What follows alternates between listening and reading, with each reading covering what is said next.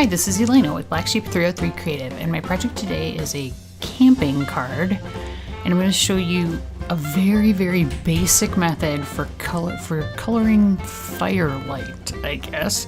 It's very basic, so not as fancy or as maybe pretty in the end as something that like somebody like Sandy Allneck would be able to do, but it's a good beginner method. Now, this oval is a piece of Artist Choice cardstock from Gina K Designs, and I cut it. It's the center of one of the Frame It stitched oval dies from Elizabeth Craft Designs.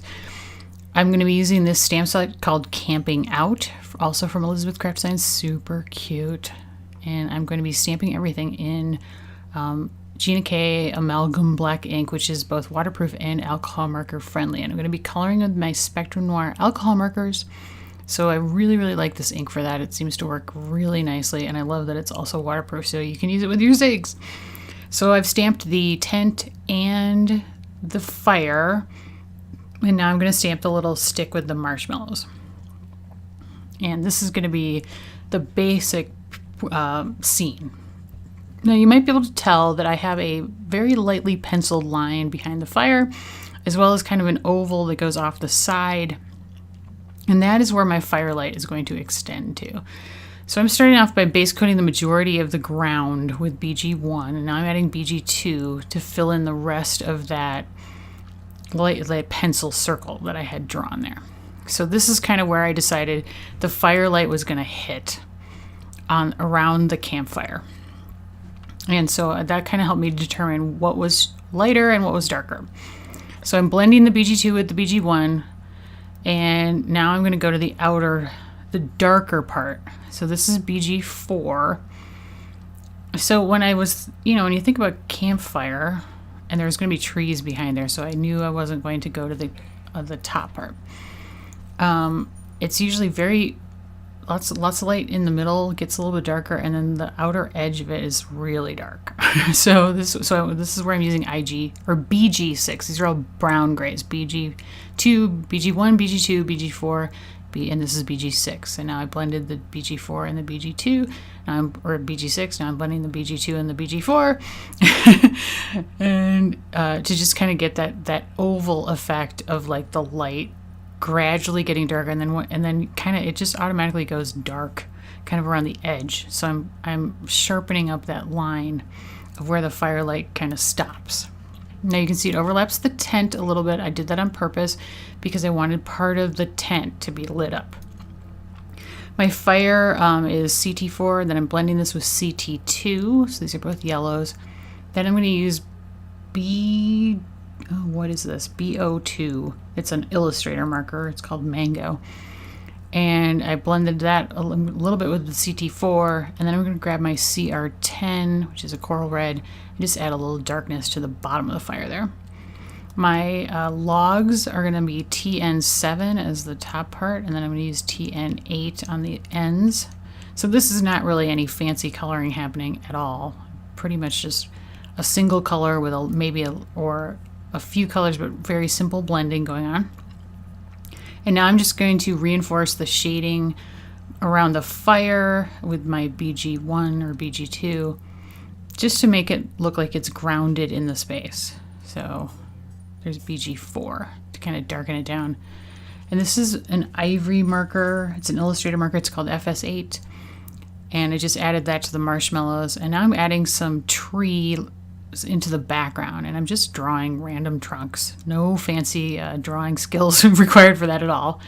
And then I've got my JG6 marker, and I'm just kind of scribbling around to give the impression of like leaves and grass and stuff. And you can see I've filled in with some DG4, which I'm using, and then some DG3 here. Just randomly scribbling, no fancy technique happening at all. And here's my JG6 again, going along sort of like the tree line, adding in some grass in some of the areas. I will also add some more DG4 into these areas, which you're not going to see, but that's kind of the more olivey color. And that just kind of fills in the background. Now a tiny bit of CR10 on the end of that stripe, and then the rest of it is DR5. This is TB2 for the tent flap. TB3 for the bottom part. So this is where it's lit up. Kind of you go follow the shape of that oval. And then I'm using IG6 and IG8 as the interior of the tent. So you can see how that lighter section of the blue is kind of completing the oval that's created by by the lighter ground color. And then this is TB6, and I'm just coloring in the rest of the tent to leave that as like a darker, to make it darker. Now, I kind of wish I'd stopped here, but I went to BT or TB9, which is like almost like it's a really dark navy. And it's okay. It's not too bad, but it's a little bit too dark. I feel like if I'd just grayed over the BT6, I would have had a better result in the end, but it's not bad. Now here's that ivory color FS8 going around the little detail on the tent. And then I'm going to take my DR5, and that's going to fill in those diamonds. And I didn't really have appropriately darker shades for these two, so I will use my IG markers to darken these down. I've added some TN2 to the bottoms of the marshmallows, and I'm going to take my TN2 and touch it to my TN7 to get kind of a mid-tone, and I'm going to add like a little more browning to the bottoms of those marshmallows, because, you know, we're making s'mores, right? And I like them a little bit well, actually, I kind of like mine burned.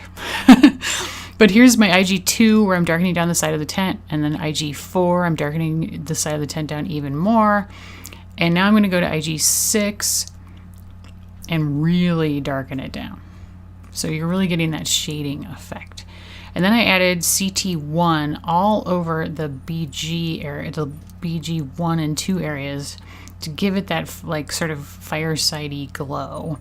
And now I'm just darkening in the shadows around the fire again with BG1, and then I'll go over that and blend it out a little bit with that CT1. And that is the majority of the coloring here. And this is a little bit of EB8 on the branch to get that sort of effect. And hopefully when I tilt it, you can see it's not as dark as it looks on the camera. You can see the shading a little bit better, and it's not quite so dark a scene. Now this is my bear. I decided I needed him, and I am base coating him in TN7, and I wanted to make him a black bear, and this is IG10 for his nose, and then I'm adding some shading around his head and the backs of his legs. And then I'm going to go in with IG8 and kind of blend that out a little bit. And so it's hard to do like a dark bear without making him way too dark. So you're going to see here in the beginning, so this is IG6 where I'm blending him, that he's going to get pretty dark, and it's going to not look so hot initially, but I am going to be able to fix this a bit. So that was IG6, and now I'm going to go to brown gray, so BG6, to blend down some of that brown color, because I don't want it to be too brown looking. I'm just going to add a gray cast to some of those brown shades, and it is sort of lightening up some of that IG, the icy gray, the really dark colors, as you can hopefully tell. And now BG4 is going to really lighten that up. And that is one thing that I find really interesting about alcohol markers, and it's just a matter of playing around. It's kind of like, what colors are going to repel the other colors and lighten them up quite a bit. And that BG4 really did a nice job. And then TN2 I added, and now I'm blending TN2 and TN7 to kind of blend them out a little bit. And now the BG4 is going to really lighten up his head, as you'll see there. So I don't know if it's just a combination of that BG4 with over the TN colors that's making it much lighter, but I got him to work, so that was kind of fun. A little fun discovery there. And that happens a lot with different color combinations. You never know. So I'm adding a little bit of shading more between the IG shades, and then a little bit of TN7 on top of that. And I'm going to take my black glaze pen and highlight his eyes because they're really getting lost. And I'm going to use my white glaze pen to clean up the sides where I've really gone outside the lines and it doesn't really make sense anymore. So I'm going to add one coat, and then I will let that dry. And then I'll go back and add a second coat. And that works almost like an eraser, and I love it. Now I added a little bit of PP3 to his cheeks and his ears, and you kind of see how this repels a lot of colors too, so it does lighten it up. Then I'm going to add some PP5, which is pretty bright, but again repels the colors a bit, and I'm going to color over that with IG4 to tone it down a tiny bit, and then I'm going to add a little more PP3, and you'll see that it does kind of lighten up the, you can see it in his cheeks. You wouldn't think so over that really, really dark gray, but you can make it work. It's kind of fun. And now I'm going to do his nose with the black glaze pen as well, and I will die cut him out with the matching dyes. All right, so my greeting is Campers Have S'more Fun, stamped in Gina K Designs dark chocolate ink from the Summer Sentiments die set from Elizabeth Craft Designs. I have and then I die cut the ends a little bit with the second smallest die and the dotted scallop rectangles stamp or die set to get that little frilly edge. Now my big red rectangle is the largest rectangle in the stitched rectangles die set. And you're gonna be like, red? Why does she have red? Wasn't it brown? Well, we're gonna see how I fix this. That pattern paper is from the Modiscrap 12x12 Magic Mountain paper pack, and it is cut to 4 1/8 by 5 3/8. This blue rectangle or blue oval is die cut out with the stitched ovals die set. I use 10mm adhesive on the back of everything, and that white oval is 85-pound white soft finish cardstock, and I actually cut that out on my Scan and Cut too. It is 4 3/4 by 3 1/2 if you want the measurements. All right, so I've got 10mm adhesive on the back of the card front. So it's an A2 size top folding card base, and I'm going to just stick it down to the back of the red piece because the red piece is actually larger than the card base. So I did it like that. And then I'm just going to layer these together. So the pattern paper is going to go on top of the red piece, and then I'm going to layer the ovals together.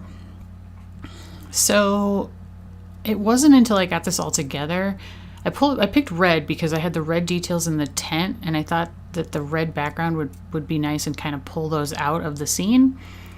But as I was looking at it more and more, I really, really hated it. Like, I just didn't like the red. The red was not doing anything for me. You can see I'm going to adhere the greeting down a little bit, overlapping the bottom of the ovals. And then I'm going to adhere that whole piece into the middle. But so as I was just doing this, I was like, I don't know about that red. My bear is on the foam tape, so I'm going to bump him up and stick him over the greeting a little bit. Now, I probably should have added a shadow to him, but oh well. He's just a little added extra. And so I'm trimming off the excess of the oval, the center oval that's sticking out, and unfortunately it's not quite even, but you know, I'm not going to worry about that too much. And it was just here that I was like, I don't know, I don't love that red. But I added some glitter with my clear sparkle marker just to the edge of that blue oval and the fire. And then I decided I'm ripping the whole thing apart. So I ripped the red off the card front. And you can see how it has ripped the card front. But that's 100-pound white soft finish cardstock, so it's pretty sturdy. So the inside was fine. So I just decided to recycle it. It did rip the paper, the pattern paper, a little bit, but not enough to make any problems because that paper's pretty thin. And so then I die cut out a large stitched rectangle out of dark chocolate cardstock instead.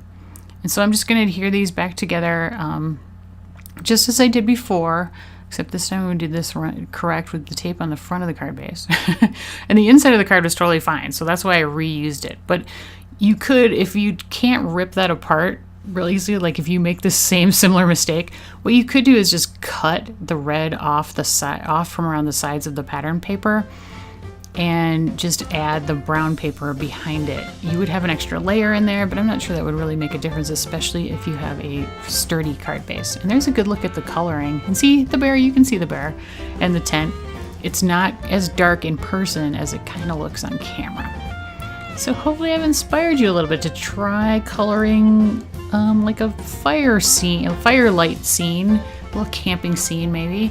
It's easier than you might think if you haven't done it before, and my version is very, very basic. So, hey, give it a shot. And I hope I've inspired you to try out those cute stamps. Those camping out stamps are so fun. Anyway, supplies are linked in the video description and over on my blog. If you liked the video, please give me a thumbs up and leave me a comment because I always love getting comments. Thank you so much for watching, and subscribe to my channel if you haven't done that as well. Have a great day.